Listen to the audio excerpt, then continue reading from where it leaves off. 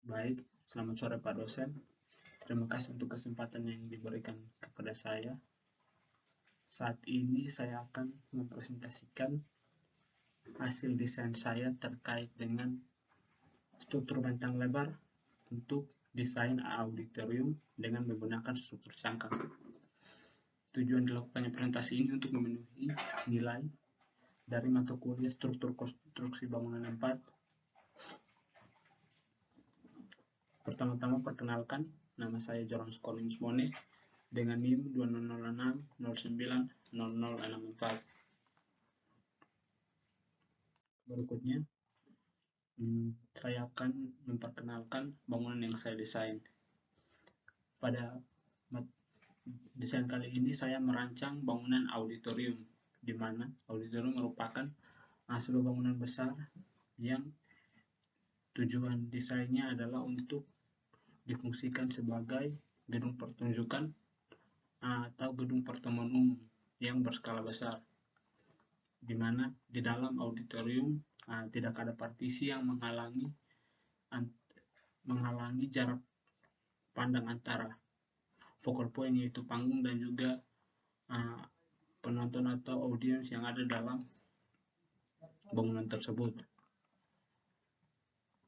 Dalam auditorium, desain yang saya rencanakan berdasarkan fungsi adalah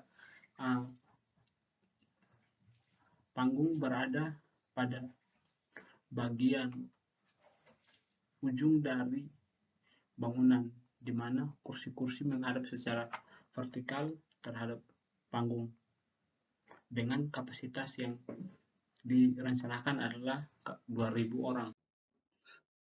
Yang pertama kita masuk pada konsep substruktur.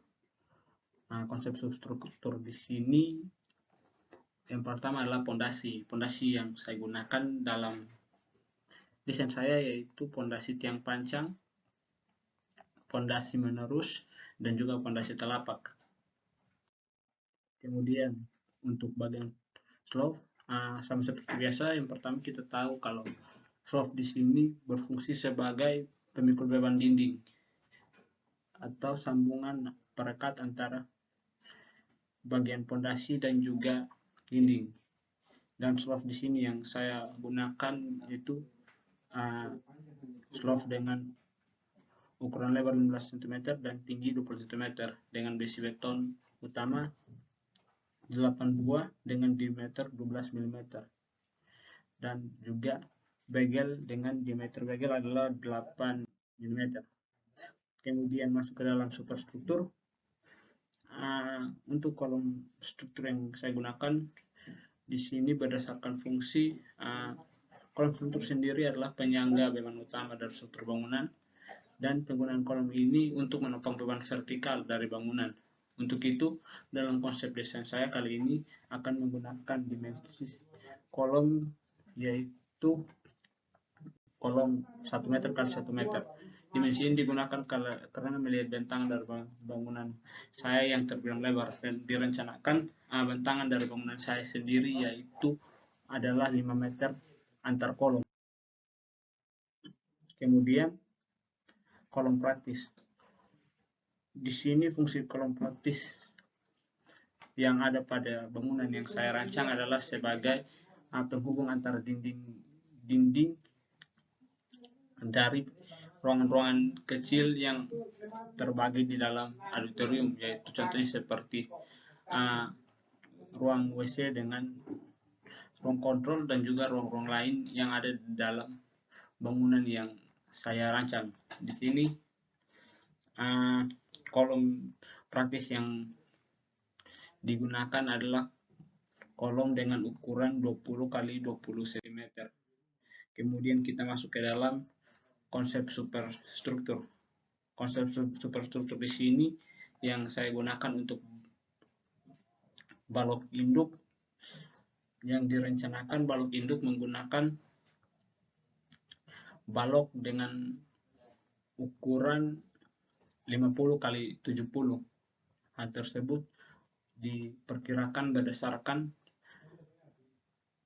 bentangan antar kolom yang direncanakan adalah 5 meter, sehingga balok induknya adalah berukuran 70 kali 40 cm. Kemudian masuk ke dalam konsep superstruktur. Konsep superstruktur yang saya pakai di sini, saya akan menjelaskan terkait atau terkhusus terkait dengan tribun. Di sini tribun yang saya gunakan bisa dilihat pada gambar di slide. Berdasarkan fungsinya, tribun merupakan salah satu fasilitas utama auditorium. Selain itu, tribun merupakan tempat untuk para penonton menyaksikan pertunjukan, dan di dalam bangunan yang saya lakukan disediakan tempat duduk antara tribun dan juga tempat duduk utama, yaitu dengan kapasitas 2.000 orang. Yang berikut kita masuk ke dalam gubahan massa. Gubahan massa yang saya rencanakan di sini adalah berbentuk lingkaran dan bentuk kotak, di mana bentuk kotak adalah bangunan utamanya atau sebagai tempat dari bangunan auditorium, dan untuk setengah lingkarannya itu adalah konsep dari cangkangnya yang digunakan untuk desain saya, dan bisa dilihat pada gambar kira-kira seperti itu. Konsep yang saya gunakan ini terinspirasi dari gelombang air atau ombak, dan kemudian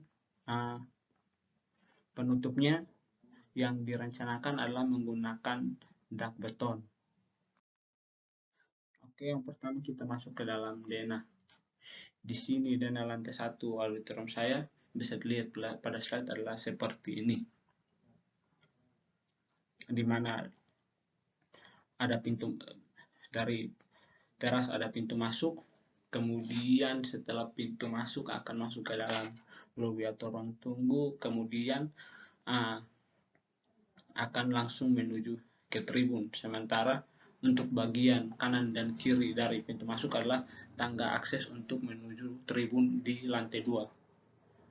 Pada dan lantai 1 juga ada ruang kontrol dan juga ruang pengelola yang ada dalam bangunan. Berikut adalah denah lantai 2, di mana denah lantai 2 merupakan lanjutan dari denah lantai 1, di mana setelah masuk ke lobi dari denah lantai 1, para pengguna bangunan akan naik melalui tangga akses yang ada di bagian kiri dan kanan setelah pintu masuk bagian lobi. Kemudian di situ, jika dilihat kembali dari denah ini, tribunnya berbentuk seperti setengah kotak yang mengarah langsung ke arah panggung, kira-kira seperti itu. Oke, kemudian kita masuk ke dalam potongan.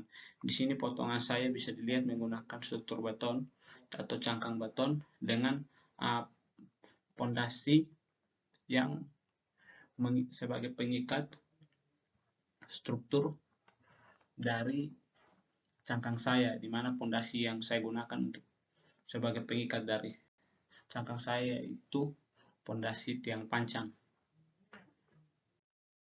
Yang berikut adalah kita masuk ke dalam tampak. Di sini ada tampak depan dan tampak samping kiri dari bangunan yang saya rancang. Kemudian masuk ke dalam 3D struktur. 3D struktur saya yang saya rancang, mohon maaf karena belum sempat memenuhi waktu yang ditentukan, jadi saya belum sempat membuat atapnya. Tapi kira-kira bentuk 3D struktur saya seperti ini untuk bagian dari pondasi hingga lantai terakhir dan sampai ke atap, kira-kira seperti ini. Di sini lantai 1, lantai 2, dan bisa dilihat pada gambar atap dengan pondasi yang digunakan semuanya adalah pondasi tiang pancang seperti yang sudah dikonsepkan. Baik, mungkin itu saja yang bisa saya presentasikan. Kurang lebihnya saya mohon maaf. Terima kasih.